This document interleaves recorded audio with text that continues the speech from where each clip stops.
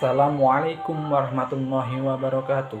Alhamdulillahirabbil alamin wa bihi nasta'in wa ala umuri dunya waddin. Assalatu wassalamu ala asrofil anbiya'i wal mursalin sayyidina wa maulana Muhammadin wa ala alihi wa sahbihi ajmain. Amin. Yang terhormat Bapak Abrari selaku dosen pengampu mata kuliah retorika dakwah, dan tak lupa teman-teman yang saya banggakan. Pertama-tama marilah kita panjatkan puji dan puji syukur kita kehadirat Allah Subhanahu wa taala yang mana telah memberikan kita kesehatan sehingga kita dapat berkumpul di ruangan ini tanpa ada suatu halangan apapun. Yang kedua kalinya sholawat serta salam kita haturkan kepada junjungan kita Nabi Agung Muhammad Sallallahu Alaihi Wasallam yang kita nantikan syafaatnya di yaumul qiyamah nanti. Amin ya rabbal alamin. Baik, di sini saya akan menyampaikan mengenai adab bermedia sosial dalam pandangan Islam.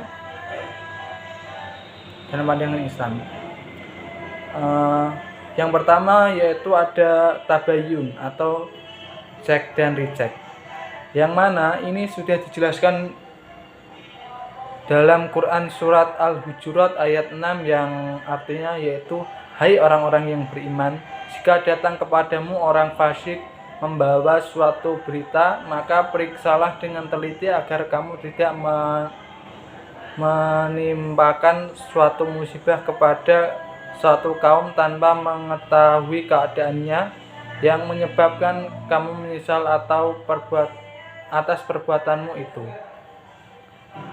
Menurut Quraisy Shihab, ia menerangkan bahwa ada dua hal yang dapat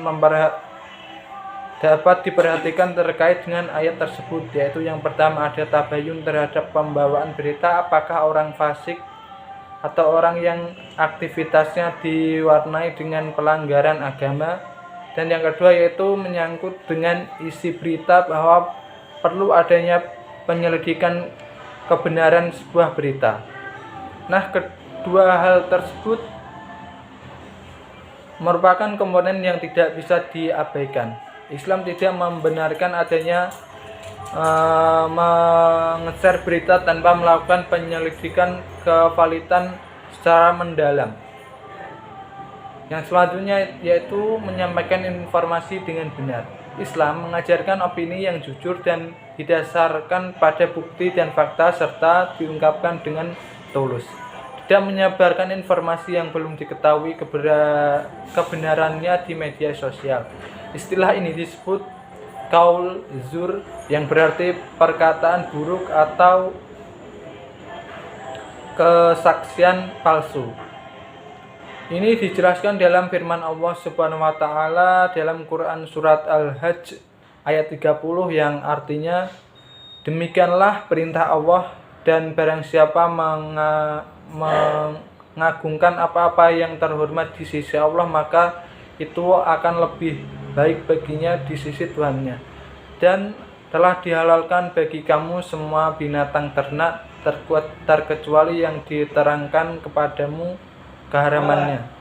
Maka jauhilah olehmu berhala-berhala yang najis itu, dan jauhilah perkataan-perkataan dusta. Yang selanjutnya yaitu haram menebar fitnah, kebencian dan lainnya.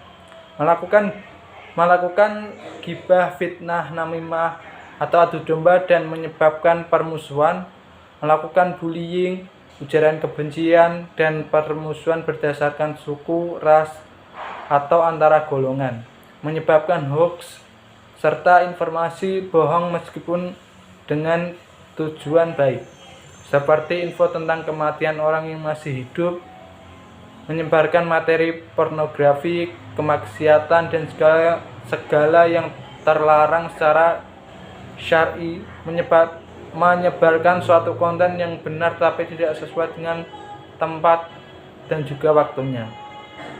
Yang selanjutnya yaitu media sosial digunakan untuk amar ma'ruf nahi mungkar yang menjamin dan mengatur kebebasan ekspresi.